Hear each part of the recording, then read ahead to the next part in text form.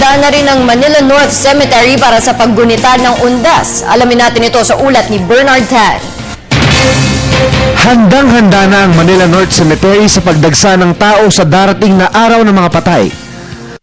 Manila Police District, nasa 3,000 mga tao ang inaasahang bibisita rito sa darating na ika-1 at ika-2 ng Nobyembre. Nalinis at pinaluwag na ang kalsada at daanan pagpasok ng loob ng sementeryo. Pininturahan at sinimento na rin ang mga puntod at nicho para maging kaaya-aya ang itsura ng mga ito pagdating ng mga dadalaw. Madaling araw kung magtrabaho ang mga sepulturero para wala masyadong tao at maiwasan umano na matapak-tapakan o marumihan ang mga bagong linis at pintura mga puntod. Kung di wala sila, kung wala ito cemetery na ito, wala rin kami, di ba?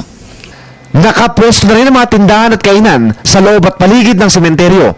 Pagkakataon kasi ito ng mga maliliit na vendors para kumita ng malaki pagbuhos ng tao sa darating na undas.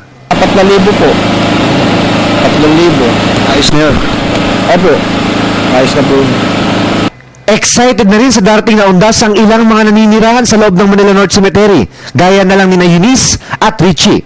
Tingnan natin yung totoo. Siyempre, paniki, ang mga paniki sa kamanananggal, nandito lagi, pag-aundas. May mga inahantay niyo sa undas? Siyempre yung mga pogi. Hindi siyempre pwede babae, kasi pag babae sa sako na namin yun. Sumasideline ako dito, may trabaho pa ako sa Pasig. Samantala, paalala ng PNP, iwasan na magdala ng baril, patalim at iba pang matatalas na bagay, kasama na rin ang alak para maiwasan ang aberya sa ating pagdalaw sa mga yumaong mahal sa buhay ngayong araw ng mga patay. Para sa Telebisyon ng Bayan, Bernard Tan.